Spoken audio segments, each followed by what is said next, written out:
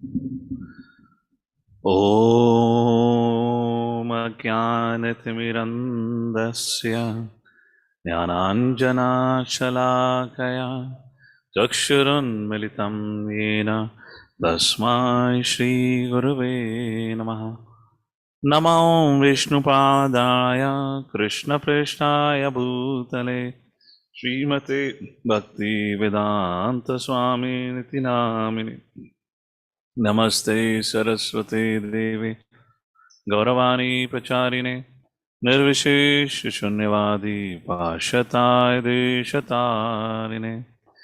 जय श्री कृष्ण चैतन्य प्रभु नित्यानंद श्री अद्वैत गदाधर श्रीवासादि गौ भक्तवृंद।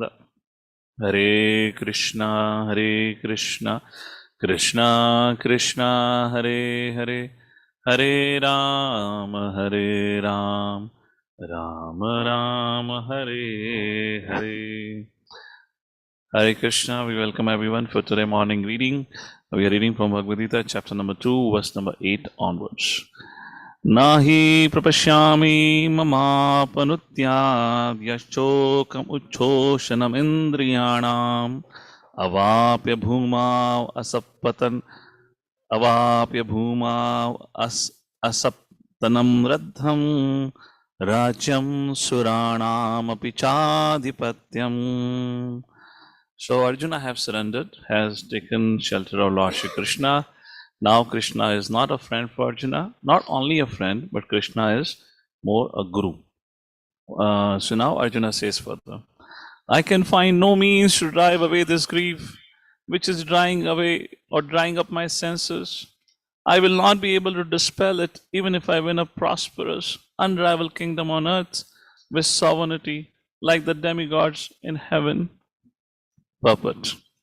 Although Arjuna was putting forward so many arguments based on knowledge of the principles of religion and moral codes, it appears that he was unable to solve his real problem without the help of the spiritual master Lord Shri Krishna. He could understand that his so-called knowledge was useless in driving away his problems, which were drying up his whole existence, and it was impossible for him to solve such perplexities without the help of a spiritual master like Lord Krishna. Academic knowledge, very important. Please mark for yourself. Academic knowledge, scholarship, high position, etc. are all useless in solving the problems of life.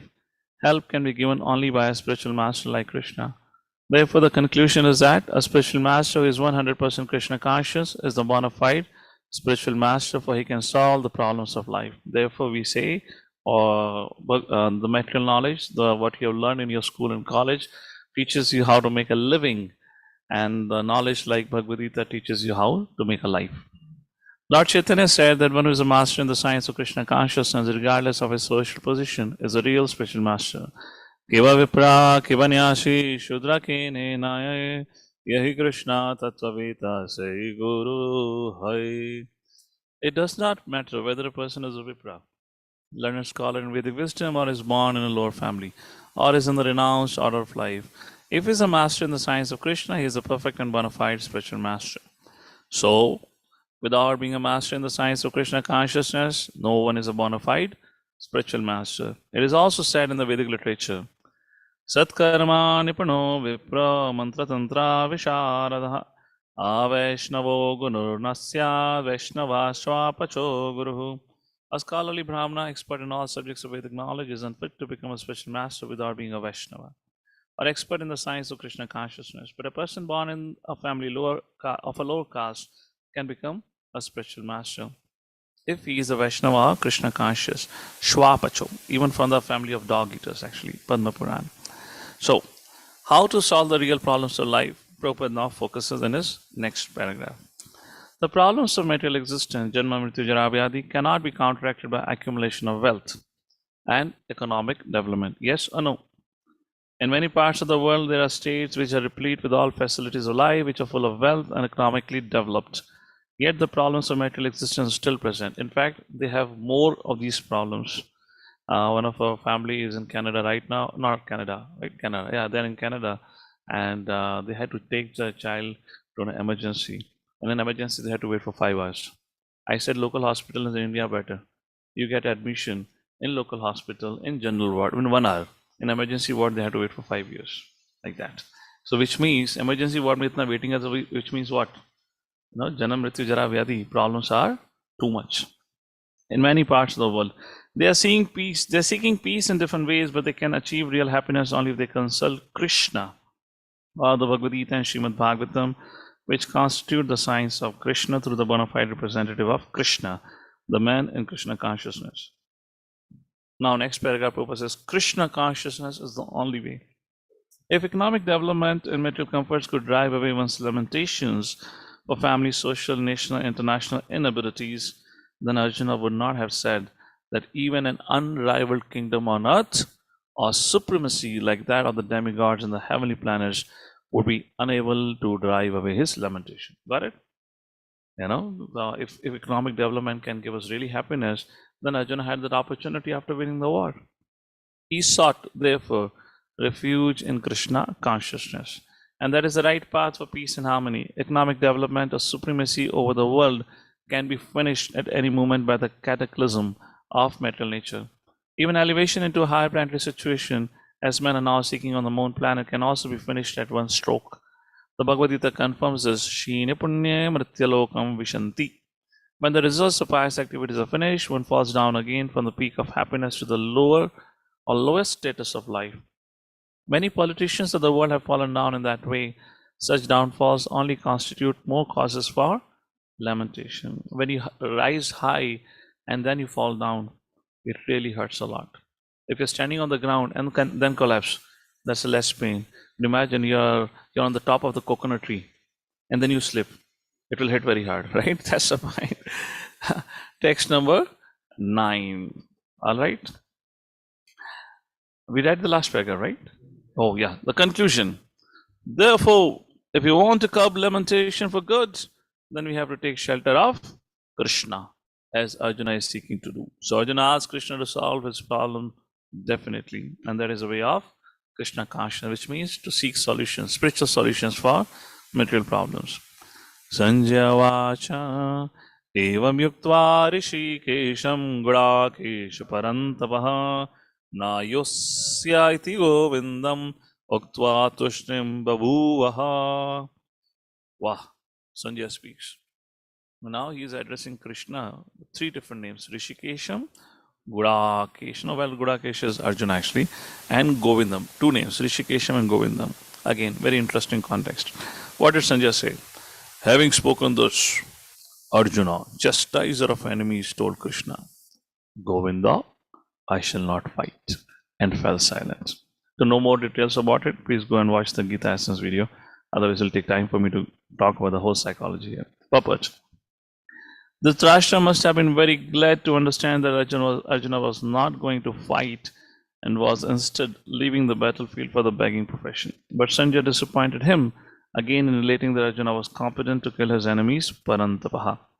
Although Arjuna was for the time being overwhelmed with false grief due to family affection, he surrendered unto Krishna, the Supreme Spiritual Master, as a disciple. This indicated that he would soon be free from the false lamentation resulting from family affection and would be enlightened with perfect knowledge of self-realization or Krishna consciousness.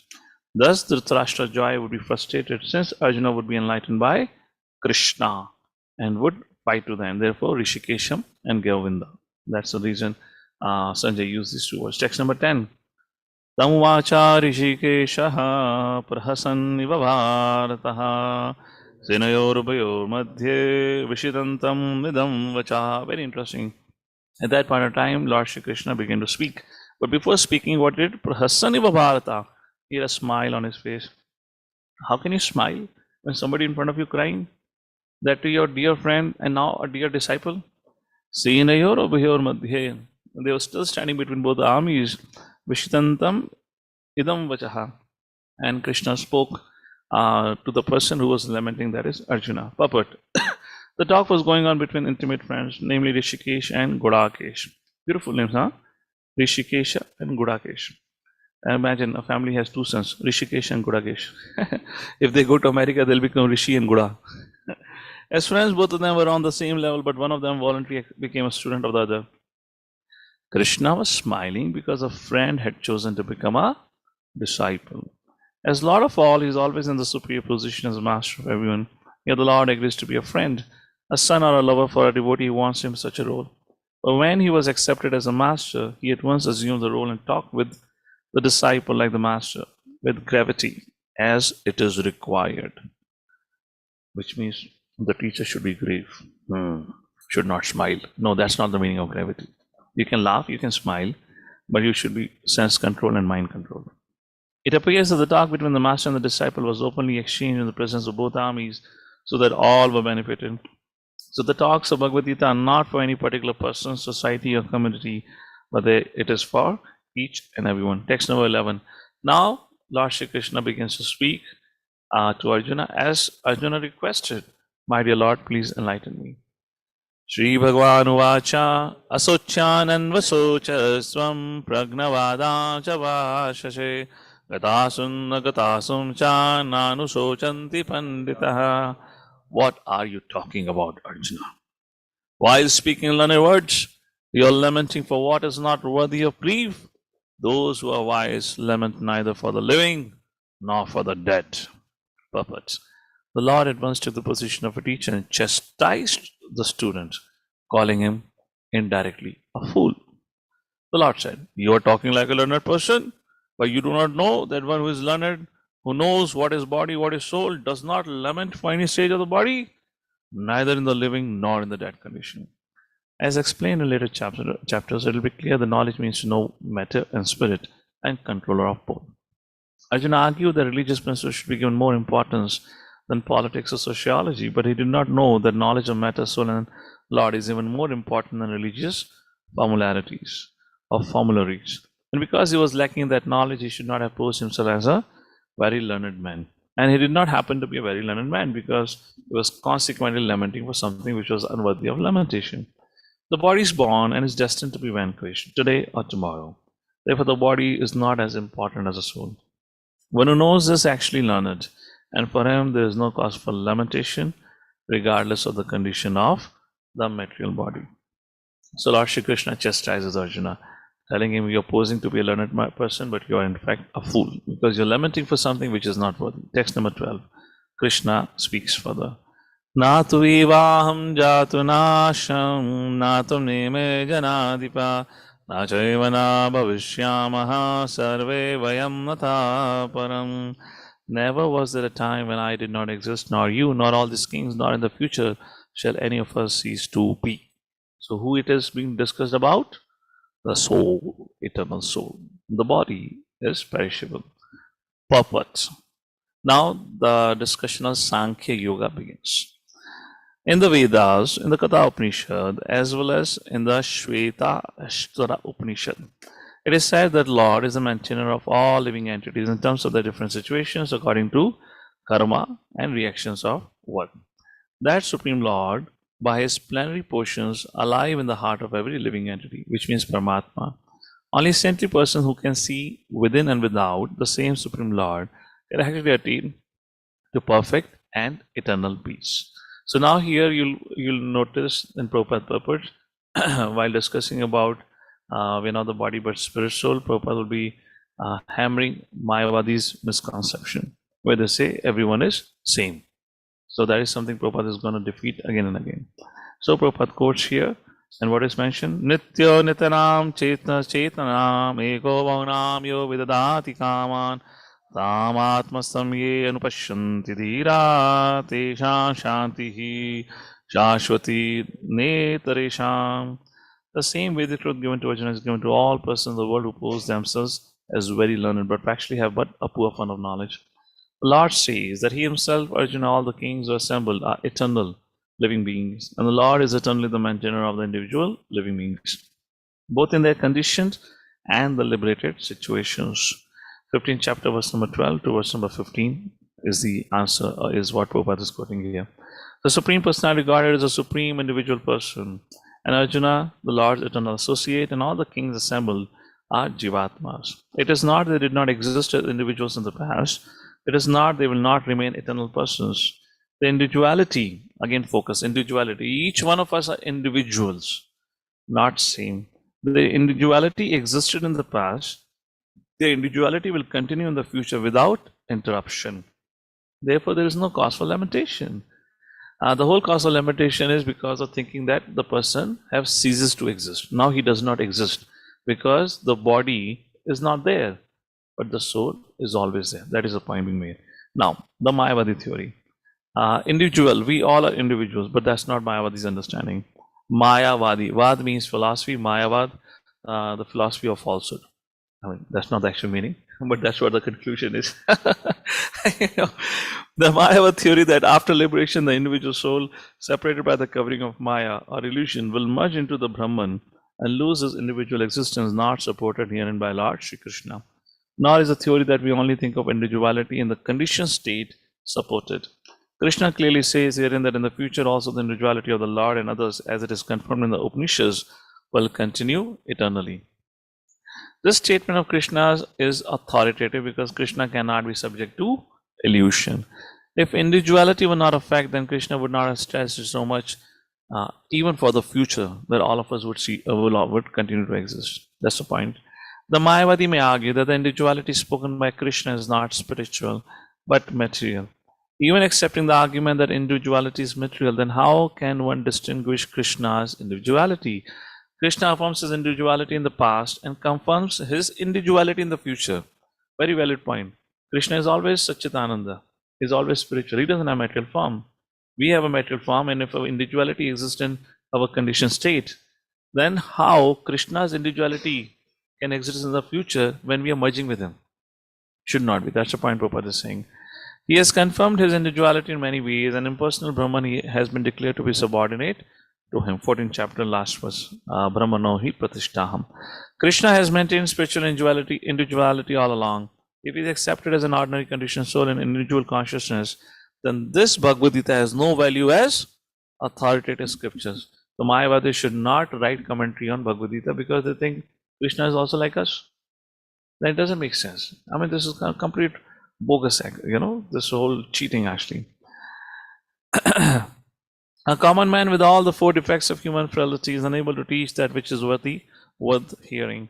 The Gita is above such literature. No mundane book compares with Bhagavad Gita. When one accepts Krishna as an ordinary man, the Gita loses all its importance.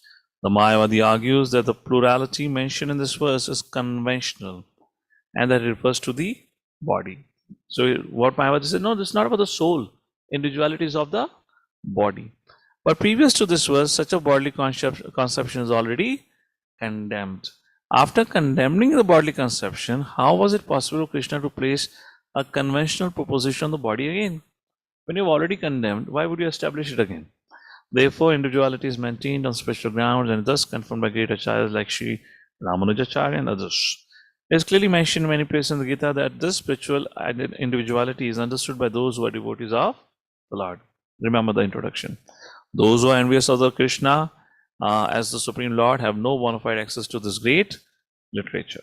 The non-devotee's approach to the teachings of Gita is something like that of a bee licking on a bottle of honey. One cannot have a taste of honey unless one opens the bottle. Similarly, mysticism of Bhagavad Gita can be understood only by devotees and no one else can taste it, as it is stated in the 4th chapter of the book. Nor can the Gita be touched by persons who envy the very existence of the Lord. Therefore, the Mayavadi explanation of Gita is a most misleading presentation of the whole truth. Lord Chaitanya has forbidden us to read commentations made by the Mayavadis and warns that one who takes to such an understanding of Mayavadi philosophy loses all power to understand the real mystery of the Gita. If individuality refers to the empirical universe, then there is no need of teaching by the Lord. The plurality of the individual soul and the Lord is an eternal fact, and it is confirmed by the Vedas as above mentioned. In case if you find this a little complicated, to put it in a simple language, the Mayavadi understanding is we all are same. We all are Atma, and after death we merge into Brahman, which means the Supreme Lord, and we become the Lord. Merge into him, we become the Lord. So we all are what they call as Narayan. So they greet each other as Narayan. That's the whole understanding of it. However, this verse of Bhagavad Gita completely denies that. Lord Shri Krishna says, I am individual, you are individual, we were individual in the past, now and in the future also will remain individual. So individuality is not of the body, it's of the soul. And why it's not of the body? Because that bodily consciousness has been already condemned in the previous verse, like that. And how to understand with a simple example? Imagine you have a big, huge green color tree. I mean, tree is of green color only. I mean, the leaves are green color only. There's a huge banyan tree or whatever tree, and the parrot flies and sits on one of the branches. Now, from a distance, how many of you think it'll be difficult to see the parrot? So the more far you go away, parrot seems to have merged into the tree. Yes or no? But the more closer you come, you will find the individuality of the parrot. You'll see the parrot sitting on the branch. Yes or no? So all these Mayavadis are in this material world only. So they cannot access spiritual world. So they have no idea. They sitting here say everything merges. So these people and the followers, they always remain in Janam, Mrityu, Jara, Vyadi. They can never cross the material world. However, devotees have access. That's the point here. I hope it makes clear. Text number 13.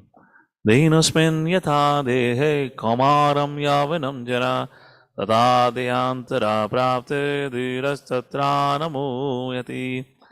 As the embodied soul continuously passes in this body from boyhood to youth to old age, soul similarly passes into another body at death. A sober person is not bewildered by such a change. Puppet. So point is, the soul is constant factor, and what is changing is the body. Yes or no? We have changed so many times. That's the point. And a sober person knows the fact the body is changing, but I am same. So he does not get bewildered.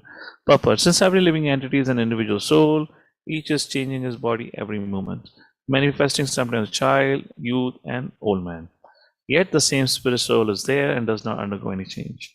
The individual soul finally changes the body at death and transmigrates to another body. And since it is sure to have another body in the next birth, either material or spiritual, there was no cause for lamentation by Arjuna on account of death. Neither for Bhishma nor for Drona, for whom he was so much concerned. Rather, he should rejoice for the changing bodies from old to new ones, thereby rejuvenating their energy. The point Krishna would make ahead, Arjuna, you should be happy even if you don't believe in the concept of, you don't understand it thoroughly, but at least you know reincarnation is going to happen. So you're actually helping them by taking away their old body and giving them the new body. Huh? That's on the battlefield. Don't do it with your neighbor. Such changes of body account for varieties of enjoyment or suffering according to one's work in life. So Bhishma and Drona, being noble souls, were surely going to have spiritual bodies in the next life, or at least life in heavenly bodies for superior enjoyment. So in either case, there was no causal lamentation. What is Dhira? Any man who has perfect knowledge of the constitution of the individual soul, super soul, and nature, both material and spiritual, is called a Dhira, or the most sober man. Such a man is never deluded by the changes of body. Now, discussion on the super soul and soul, Paramatma and Atma. Because for Mayavadis, we are one. But no, that's not the understanding Lord Shri Krishna gives. Once again, the Mayavad theory of oneness of the spirit soul cannot be entertained on the ground that the spirit soul cannot be cut into pieces as a fragmental portion. Such cutting into different individual souls will make the supreme cleavable or changeable, against the principle of the supreme souls being unchangeable. As confirmed in the Gita, the fragmental portions of the supreme exist eternally and are called *SHARE*. That is, they have a tendency to fall down into material nature. These fragmental portions are eternally so, and even after liberation, the individual soul remains the same, fragmental. But once liberated, he lives an eternal life in bliss and knowledge with the personality of Godhead. The theory of reflection can be applied to the super soul, who is present in each and every individual body and is known as the Paramatma.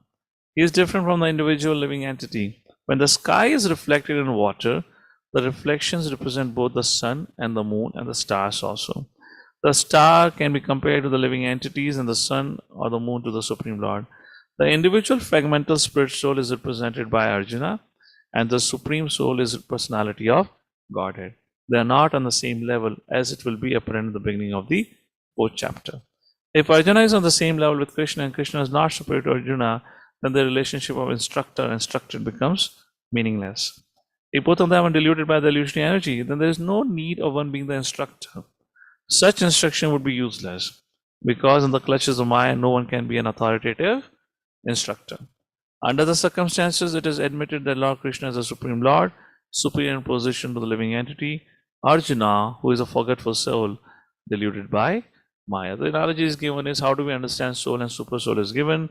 Just like when the sky is reflected into the water, we see the stars, we also see the sun and moon. Stars and sun and moon are not same but different. Beautiful analogy. Similarly, in this body, what we see the Jivatma compared to star and Paramatma, which is compared to sun and moon. Everyone have their individual existence. Beautiful. Text number 14.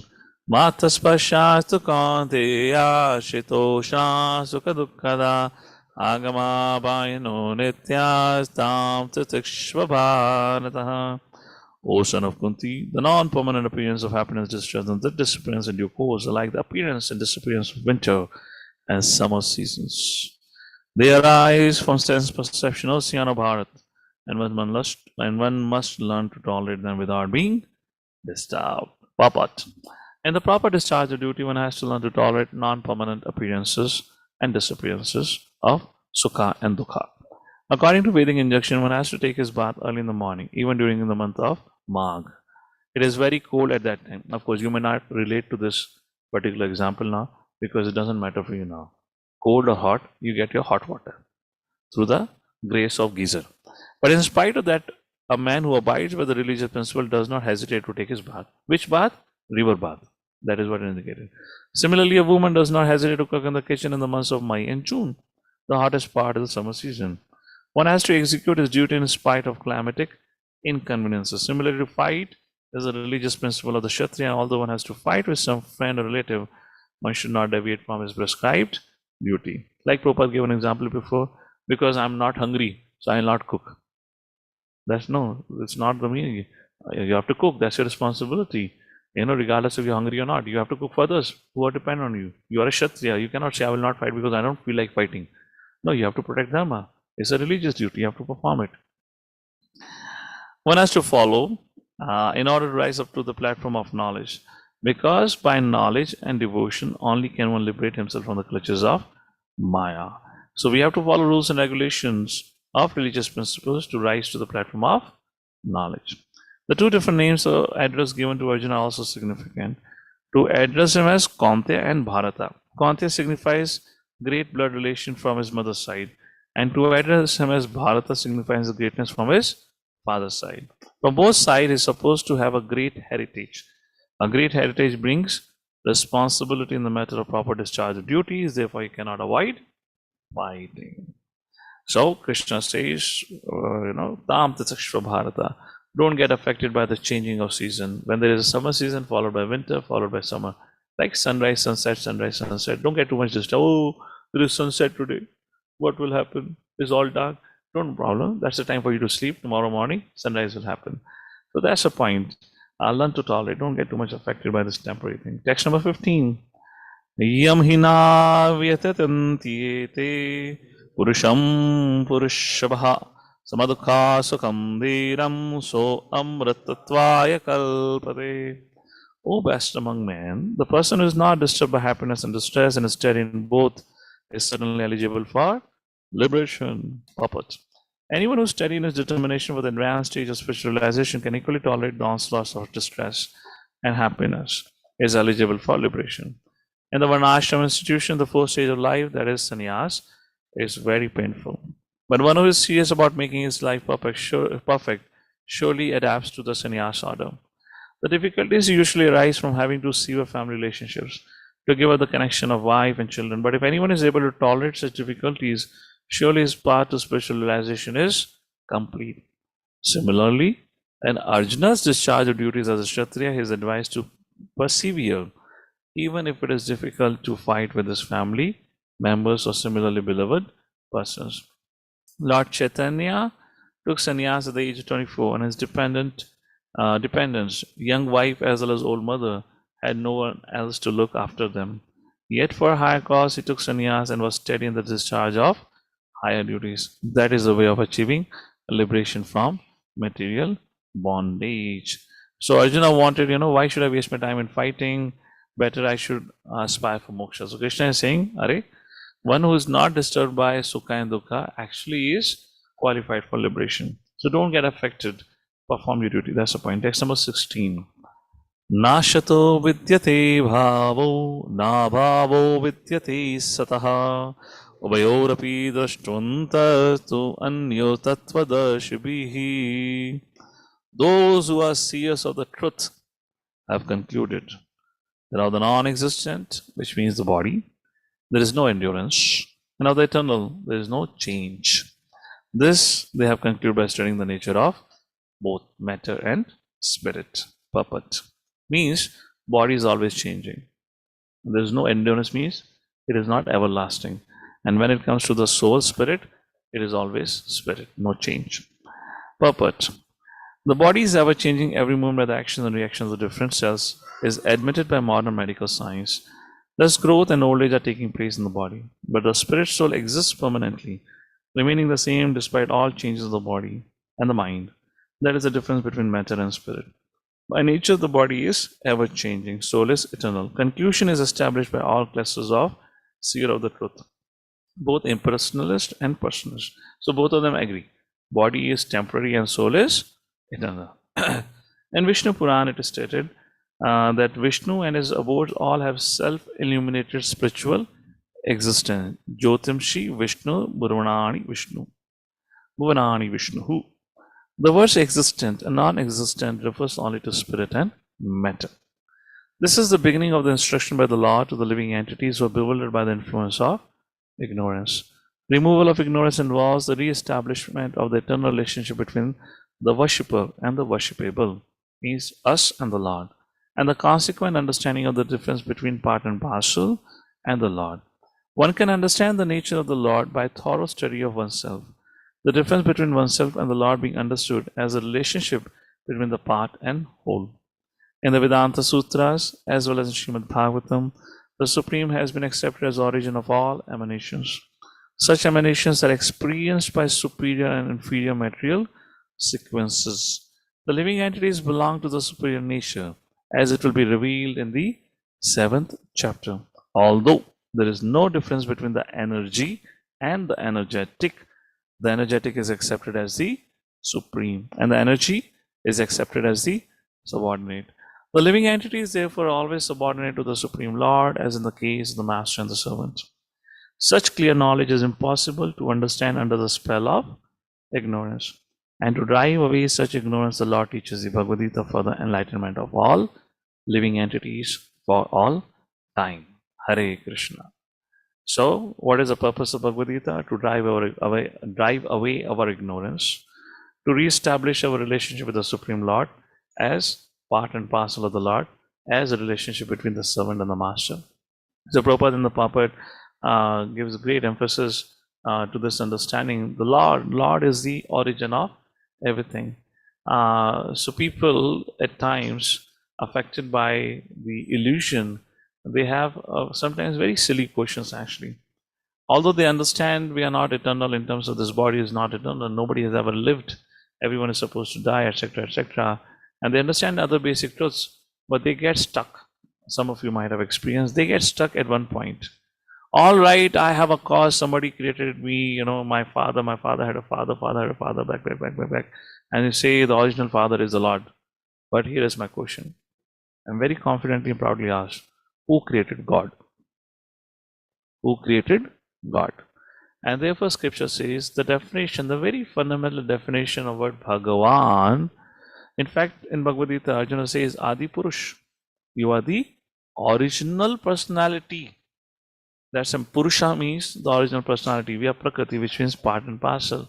So all Vedic scripture states, Purusha, the Lord is the cause of all causes. He is beyond the cause. And from this understanding, we have to begin. Just like at our given stage of consciousness, we cannot realize we are soul.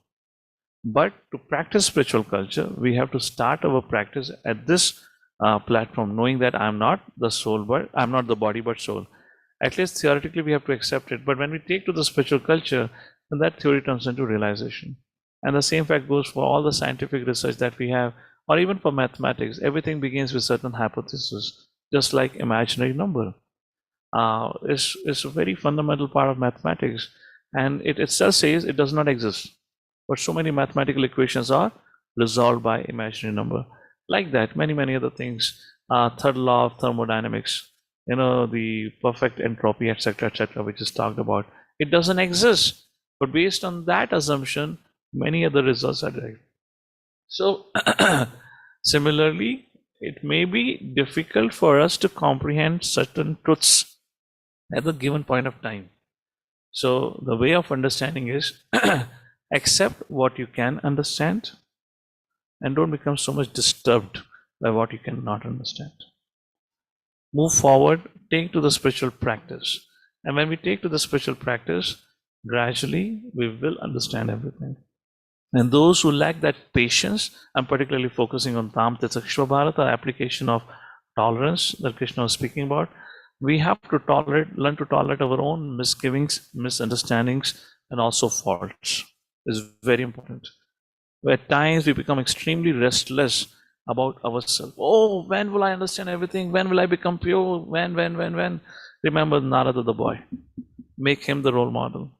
He had to wait for all his life, lived through whole his life, from 5-year-old boy to the whole life, before he can attain liberation, or before he can actually attain Lord Shri Krishna in that way as he wanted it. So that's the reason this is not something that we can have overnight. Yes, Kripa Shakti, through that we can have overnight success, but not all of us will be fortunate for that. We are already fortunate to have come in contact with the bona fide parampara through His Divine Grace, A.C. Bhaktivedanta Swami, Srila Prabhupada. To conclude with and to pause for today, tolerate, yes, material inconveniences, but along with that, a lot of mental inconveniences also. What is not being understood right now? No problem. Have patience. Move on what you have understood and continue with the spiritual culture and practice. Enjoy your life, because only Krishna consciousness, as far as my experience goes, gives some resemblance of happiness. Otherwise, there is no happiness in this material world. People falsely think they're happy. How can somebody be happy smoking a cigarette? Is it ever possible? Does it ever make a sense somebody can be happy? It's just like saying that, somebody has put a mouth to the exhaust pipe of your car. That's what's happening now. He's inhaling smoke. How can you be happy? I mean, no doctor would ever recommend, for good health, please smoke 2 packs of cigarette every day and 5 glasses of wine, morning, evening. 1 glass before prasadam, 1 glass after prasadam. All right, you'll stay healthy and happy rest of your life. No doctor recommends. Never like that. So that's the point about it. All right, with that, we'll pause here for today because I have to get ready for my Bhagavatam class, which is going to begin at 8 o'clock. And we have to have a morning program here. Thank you all for joining in. We concluded up to what's number? At least number तो याद रखो भाई. 16, हाँ, 16. कुछ याद नहीं तो ये तो याद रखो कौन से श्लोक तक पढ़ा है. Verse number 16. So we started our journey today from verse number 8. Verse number 8. So 8 verses we read. Hari Bol. Jagadguru Srila Prabhupada ki. Srimad